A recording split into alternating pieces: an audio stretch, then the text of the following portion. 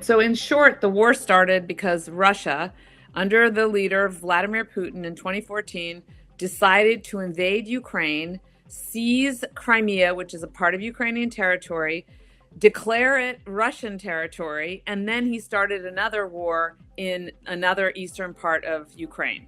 So the Russian government started the war. The reasons, they have different rationales they give publicly, but in short, they did not want Ukraine to become a flourishing democracy associated and part of the European Union and maybe even part of NATO.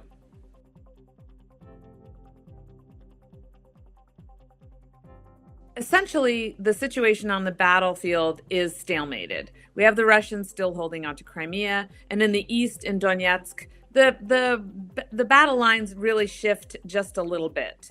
The Ukrainians did go and seize some Russian territory, but the Russians also have seized back part of it. So again, nobody appears to be winning on the ground. I will say, however, it's important to note that Ukraine has recaptured the Black Sea area and reasserted control over the Black Sea, because there was some time for years, actually, that the Ukrainians could not conduct normal trade through the Black Sea. So that's important. Diplomatically, economically, it's also sort of a stalemate. Hard to tell who's up and who's down. Both economies are under a great deal of stress. Neither side has sufficient manpower or munitions to win quickly. So again, it's a question of who benefits from having this drag on.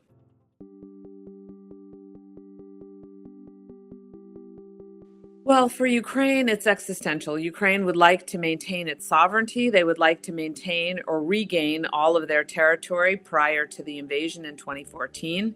The Ukrainian government also is a democracy, and so Ukraine and the Ukrainian people would like to maintain their political system and a competitive economy that's associated with the European Union. And now, since they've written it into their constitution after they were invaded by the Russians, they'd like to also join NATO.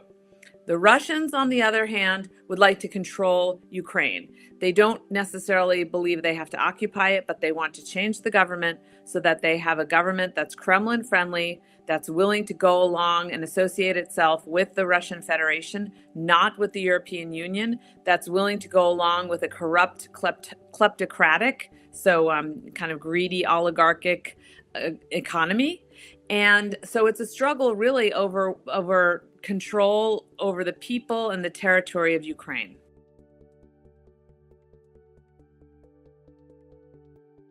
Because what happens in this war between Russia and Ukraine matters not just for Russia and Ukraine, and not just for Europe, frankly. It's about the international order and whether the rules that we established after World War II to prevent nations from going to war and seizing one another's territory, whether those rules can prevail.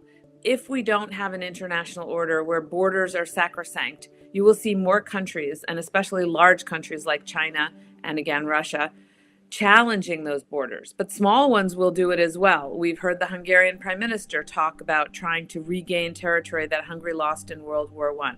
You can imagine if all these countries start to use their militaries to redo boundaries, you're going to have a lot of chaos, a lot of war, just at a moment where we already have a great deal of refugee flows because of war, because of climate change, and our global economy is looking fragile. So we really need to stand up for the international order and, frankly, for the rights of the Ukrainian people to determine their own political future and not to be slaughtered, attacked by a government of a country that's bigger than they are and is, of course, their neighbor.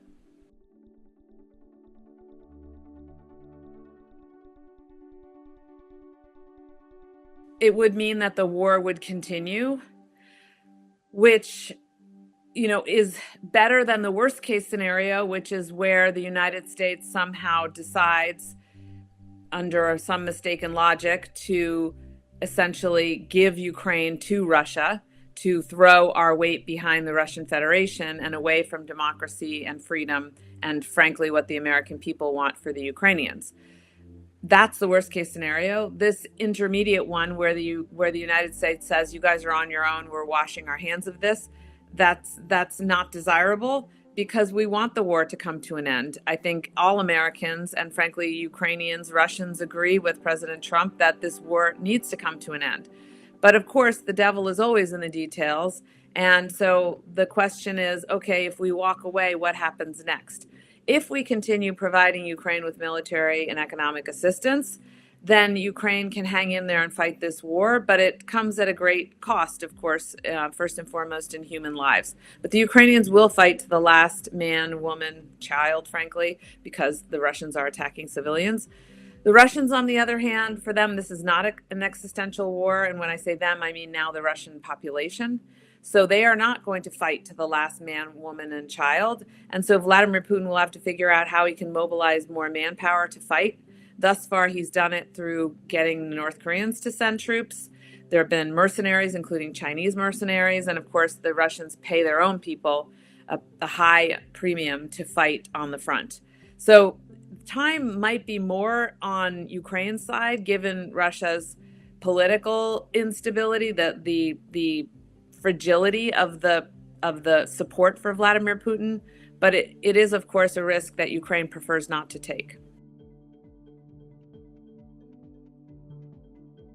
Well, of course, in an ideal world, they shouldn't have to because they are the victim and Russia is the aggressor. But of course, we understand that to bring a war to an end faster, meaning without getting an unconditional surrender by Russia, Ukraine is likely to have to compromise. And the logical area where they could compromise is to simply say, we cede either through international law permanently or through some mechanism that allows them a possible future negotiation or ability to regain that territory. But they can say, yes, we'll give up territory, because what Ukraine wants more than anything else is the ability to continue to live and to continue to exist as an independent state into the foreseeable future. So the actual boundaries don't matter as much as what form of government and, of course, whether they can continue to live as free people.